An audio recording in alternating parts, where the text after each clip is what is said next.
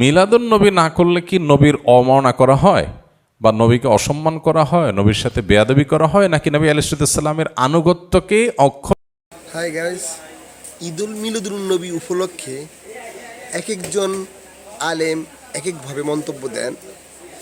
কেউ বলেন এটা বেদায়েত, কেউ বলেন না এটা জায়েজ আছে নবীজির জন্মদিন পালন করা। আসুন আমরা আজকে দেখি শাহ আহমদুল্লাহ শেখ কি বলেন। অক্ষরে অক্ষরে মানতে গিয়ে করা হয় না। এখন আমি মিলাদুন নবী উদযাপন করি, বলি, করি, এটাকে ভালো মনে করি। এখন এইটা একটা আমার কাছে ক্রাইটেরিয়া। আমি এটা দিয়ে বললাম মিলাদুন নবী করেন, আপনি করেন না, নবীর দুশমন।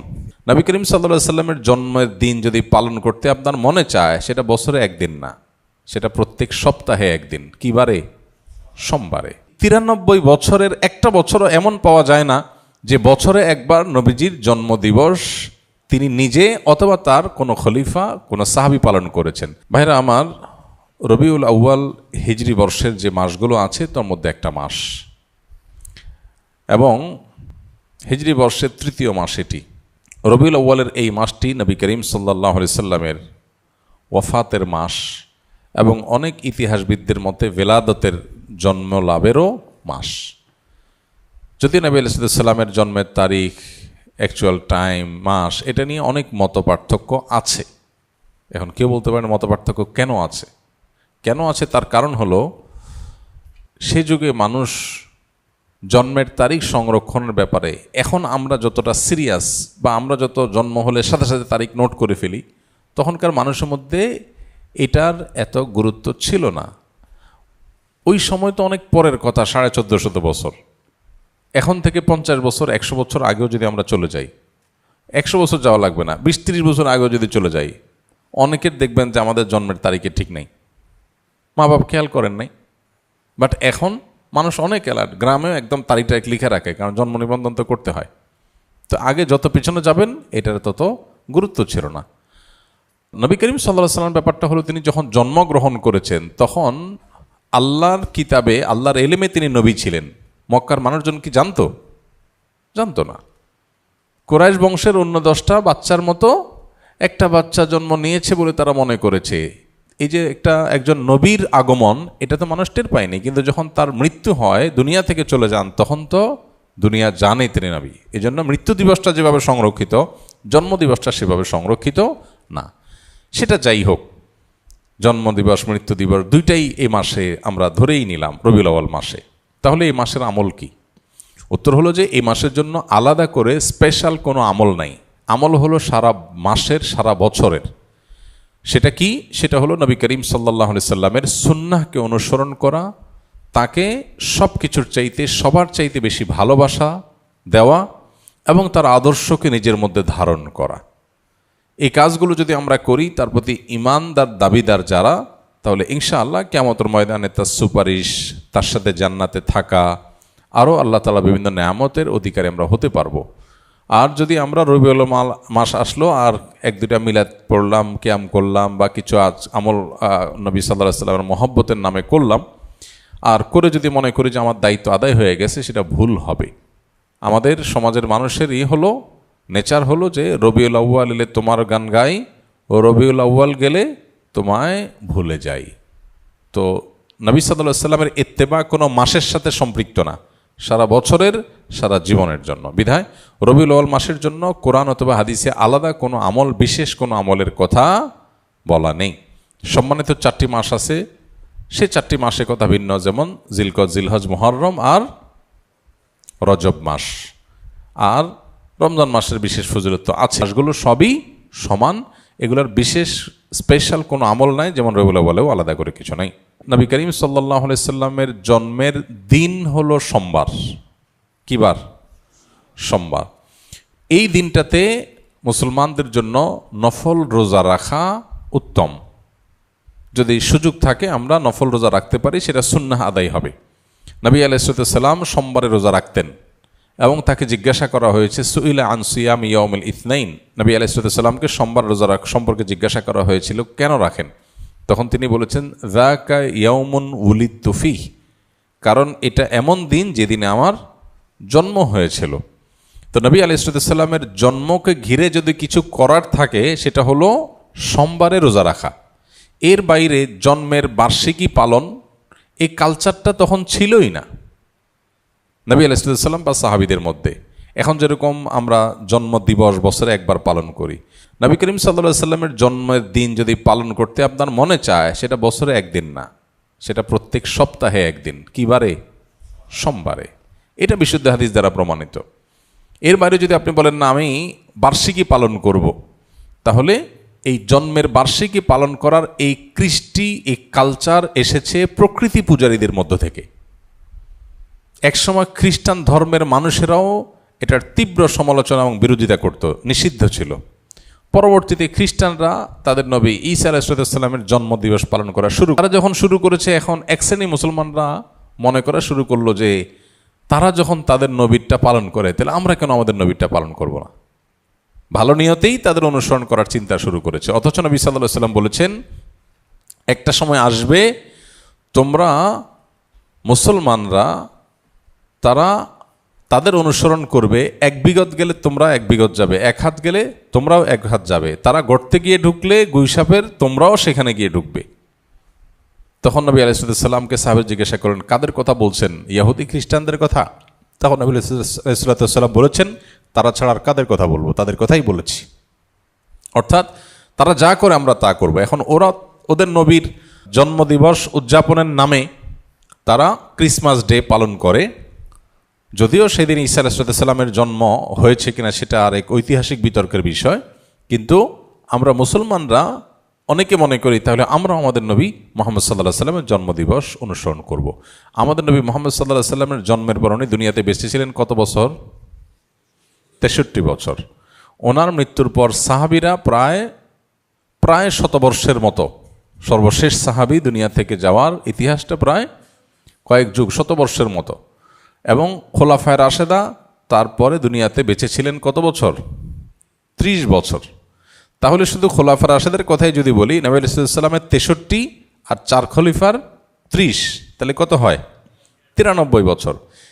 ইসলামের স্বর্ণযুগে খোদ নবী সাল্লাল্লাহু আলাইহি সাল্লাম এবং 4 খলিফার এই 93 বছরের একটা বছরও এমন পাওয়া যায় না যে বছরে একবার নবীজির জন্মদিবস তিনি নিজে অথবা তার কোনো খলিফা, কোনো সাহাবী পালন করেছেন। তো তাদের চাইতে কি আমরা তাকে বেশি ভালোবাসি? আল্লাহ কোরআনে যাদের প্রশংসা করেছেন তার নবীর অনুসারী হিসাবে, তো তিনি নিজে যেটা করেন নাই, তার খলিফারা যেটা করেন নাই, তার সাহাবীরা যেটা করেন নাই, এখন খ্রিস্টানদেরটা দেখে দেখে আমরা করব, এটা ইসলাম না, এটা ইসলামের নামে বিভ্রান্তি। আল্লাহ আমাদেরকে বোঝার তৌফিক দান করুন। আমরা যদি নবী আলাইহিস সালামের প্রতি মহব্বত এর দাবিদার হই, তাহলে ইন্নাল মুহিব্বা লিমান ইউহিব্বু ইউতিউ, যে কাউকে ভালোবাসার দাবি করে সে তার কথা শোনে। তো নবী সাল্লাল্লাহু আলাইহি সাল্লামের কথা যদি শুনি আমরা, তাহলে ইহুদি খ্রিস্টানদের সাথে মিল রাখতে হবে নাকি বেমিল? কারণ তিনি তো বলেছেন খালিফুল ইয়াহুদ, ওদের ব্যতিক্রম করবে। প্রতি রাকাত নামাজে আপনি বলতেছেন গায়রিল মাগদুবি আলাইহিম ওয়ালাদ-দাল্লিন, আল্লাহ ইহুদিদের মতো আপনার গজবপ্রাপ্ত আর খ্রিস্টানদের মতো গোমরাহ যেন আমি না হই, এই দুই পথে যেন আমি না চলি। আর আপনি এদিকে নবীর মহব্বতের নামে সেই পথে যদি চলেন, তাহলে সেটা কি হলো? আমাদের যে সমস্ত ভাইরা মিলাদুন নবী উপলক্ষে বিভিন্ন উদযাপন করেন, ওনার নবী সাল্লাল্লাহু আলাইহি সাল্লামের মহব্বতেই করেন, এতে কোনো সন্দেহ নাই। নবী করিম সাল্লাল্লাহু আলাইহি সাল্লামের ভালোবাসাতেই করেন। ভালোবাসাটা, নবী আলাইহিস সালামের প্রতি ভালোবাসাটা, আবেগ থাকাটা প্রশংসনীয়, কিন্তু আমাদের ভালোবাসার প্রকাশ হতে হবে সুন্নাহসম্মতভাবে। কিভাবে? সুন্নাহসম্মতভাবে। এখন অনেকে বলে যে ভাই ভালোবাসার কোনো প্রমাণ লাগে না, ভালোবাসার কোনো প্রমাণ লাগে না। তো ভালোবাসার কোনো প্রমাণ লাগে না, যা খুশি করা যাবে ভালোবেসে, এটা কথা হইল? তো কোরআনে আল্লাহ তাআলা বলেছেন, কুল ইন কুনতুম তুহিব্বুনাল্লাহ ফাত্তাবিউনি, হে রাসূল বলে দেন তোমরা যদি আল্লাহকে ভালোবাসো, এটা দাবি করো, তাহলে আমার অনুসরণ করো, প্রমাণ করো। নবীর অনুসরণ করলে প্রমাণ হবে তুমি কাকে ভালোবাসছো? আল্লাহকে ভালোবাসছো। তাহলে ভালোবাসার প্রমাণ লাগে কি লাগে না? মুখে ভালোবাসার কথা বলে আপনাকে ভালোবাসি আমি, এর প্রমাণ কি? আমি আপনার সাথে 6 মাস কথা বলতেছি না, হইল? ভালোবাসলে তো আমি আপনার সাথে কথা বলবো, আপনার কথা শুনবো, তাই না?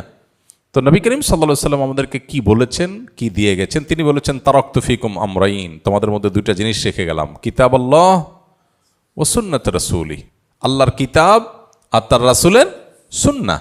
এখন যদি আপনার এই কাজ যেটা নবী সাল্লাল্লাহু আলাইহি সাল্লামের মহব্বতে করতেছেন, এটা যদি কিতাবুল্লাহ থাকে করেন, অথবা রাসূলের জীবনে থাকে তাও করেন, এই দুইটার কোনোটা নাই করবেন না। এটাই হলো দিন, এটা হলো ইসলাম। ইসলামের মধ্যে মন গড়া কিছু মধ্যখান থেকে প্রবেশ করলে তার নাম কি? বিদআত। আর সমস্ত বিদআতের ঠিকানা কোথায়? জাহান্নাম। নবী করিম সাল্লাল্লাহু আলাইহি সাল্লাম পরিষ্কারভাবে বলেছেন, ইয়াকুম ওয়া মুহদাসাতিল উমুর ফাইন্না কুল্লা মুহদাসাতিন বিদআহ ওয়া কুল্লা বিদআতিন দালালাহ ওয়া কুল্লা দালালাতিন ফিন্নার। সমস্ত বিদআতি গোমরাহি, আর সমস্ত গোমরাহির ঠিকানা জাহান্নাম। অনেকগুলো হাদিসে নবী সাল্লাল্লাহু আলাইহি ওয়াসাল্লাম আমাদেরকে সতর্ক করেছেন। এজন্য আমাদের যে ভাইরা এই বিষয়গুলো উদযাপন করেন, ওনারা নবী সাল্লাল্লাহু আলাইহি ওয়াসাল্লামের মহব্বতই করেন, এবং সন্দেহাতীতভাবে এটা প্রশংসার বিষয় যে নবী সাল্লাল্লাহু আলাইহি ওয়াসাল্লামের মহব্বত আছে, কিন্তু মহব্বত অনুযায়ী কাজ করতে হবে, সুন্নাহর উপর আমল করার মধ্য দিয়ে। আল্লাহ আমাকে, আমাদের সব ভাই বোনদেরকে বোঝার তৌফিক দান করুন। এই বিষয়গুলো নিয়ে আমাদের মধ্যে যেন ইগোর কোনো বিষয় না হয়, যে এটা আমি একটা পক্ষ, সে একটা পক্ষ, পাল্টাপাল্টি, এটা যেন না হয়। আমি যেটাকে সুন্দর সঠিক মনে করি সেটা আমি বলবো বিনয়ের সাথে। আর অন্য কোনো ভাই যদি ভিন্ন কিছু করেন, তো তার প্রতি আমার মুসলিম ভাই হিসাবে আমার ভালোবাসা ঠিকই থাকবে, সিম্প্যাথি থাকবে যে আমার ভাই ভুল বুঝছেন। ডক্টর খন্দকার আব্দুল্লাহ জাহাঙ্গীর রহমতুল্লাহ আলাইহি বলতেন, কোনো মানুষ যদি বেদাতে লিপ্ত হয়, তো আমি তার উপরে জেদ করব না, ক্ষুব্ধ হব না, বরং আমার ভিতরে মায়া থাকবে যে আমার ভাই ভুল করছে। কিছুটা ক্ষুব্ধ, কিছুটা মনে কষ্ট হওয়া তো স্বাভাবিক, কিন্তু তাকে শত্রু বানাবো না। আমি মনে করব আমার ভাই ভুল করছে, আমার কষ্ট লাগবে। সো এই মানসিকতা যদি থাকে, তাহলে সমাজ ইনশাআল্লাহ আমরা সুন্দর থেকে সুন্দরতর সমাজ গড়ে তুলতে পারবো, এবং পারস্পরিক সৌহার্দ্য তৈরি হবে। ইসলামের নামে কাদা ছোড়াছড়ি অনলাইনে অফলাইনে খুবই দুর্ভাগ্যজনক বাস্তবতা। সবাই যার যার মতের সপক্ষে যুক্তি আলোচনা করতেই পারেন, কিন্তু অন্যের প্রতি শ্রদ্ধা থাকা দরকার একজন মুসলমান হিসাবে অন্তত। ঈদ মিলাদুন নবী যারা বেদাত বলবে, তারা নাকি কাফের হয়ে যাবে, তাদের বউ নাকি অটোতালাক হয়ে যাবে। মূলত যারা এই টাইপের কথা বলেন, ওনাদের মূল দাবিটা থাকে এরকম যে নবীর যদি কেউ দুশ্মন হয়, নবীর দুশ্মনী করে, নবী সাল্লাল্লাহু আলাইহি সাল্লামের প্রতি যদি কেউ গুস্তাখি করে, বেয়াদবি করে, অমর্ণাকার কিছু করে, তাহলে তো ঈমান চলে যাবে, ঈমান গেলে তো বউ তালাক হয়ে যাবে। এখন কথা হলো যে মিলাদুন নবী না করলে কি নবীর অবমাননা করা হয়, বা নবীকে অসম্মান করা হয়, নবীর সাথে বেয়াদবি করা হয়, নাকি নবী আলাইহিস সালামের আনুগত্যকে অক্ষরে অক্ষরে মানতে গিয়ে করা হয় না? তো নবী করিম সাল্লাল্লাহু আলাইহি সাল্লামকে আনুগত্য করতে গিয়ে যদি সে এটা থেকে বেঁচে থাকে, কারণ আয়েশা রাদিয়াল্লাহু তাআলা আনহা বলেছেন, মান আহাদাসা ফি আমরিনা মা লাইসা মিনহু ফাহুয়া রাদ, যে ব্যক্তি আমাদের দ্বীনের বিষয়ে কোনো কিছু নতুন সৃষ্টি করলো যেটা দ্বীনের অংশ না, সেটা বাতিল, সেটা বাদ দিয়ে রাখতে হবে। তো সেজন্য যদি কেউ জন্মদিবস পালনের কালচারকে যদি কেউ অ্যাভয়েড করে, যে নবীজি নিজেও করেন নাই, সাহাবীরাও করেন নাই, খোলাফা রাশেদাও করেন নাই, সেটা আমি কেন করতে যাব, এই জায়গা থেকে কেউ যদি বিরত থাকে, সে বরং সাচ্চা মুসলমান হওয়ার দলিল হবে। বাকি নবীর দুশ্মনী করলে তার জন্য এই কথা ঠিকই আছে, কিন্তু কেউ মিলাদ না পড়া মানে সে নবীর দুশ্মন, এটা তো বড় মুশকিল কথা। এখন ব্যাপারটা কেমন হয়ে গেল, একটা উদাহরণ দিই ছোট করে। ধরেন আমি আপনাকে বললাম যে আপনি যদি ভালো মানুষ হয়ে থাকেন, তাহলে আমাকে একটা চা খাওয়ান। একটা উদাহরণ জাস্ট বোঝার জন্য। আপনি চাটা খাওয়ালেন না, না ভাই আমি আপনার চা খাওয়ান, তাহলে আপনি তো খারাপ মানুষ। আমি একটা ক্রাইটেরিয়া সেট করলাম ভালো মন্দের, করে ওইটা দিয়ে আমি ভালো খারাপ সার্টিফিকেট দেওয়া শুরু করে দিলাম। কেমন হলো বিষয়টা? এখন আমি মিলাদুন্নবী উদযাপন করি, বলি, করি, এটাকে ভালো মনে করি। এখন এইটা একটা আমার কাছে ক্রাইটেরিয়া। আমি এটা দিয়ে বললাম মিলাদুন্নবী করেন, আপনি করেন না, নবীর দুশমন। তো ব্যাপারটা এরকম হয়ে গেল না?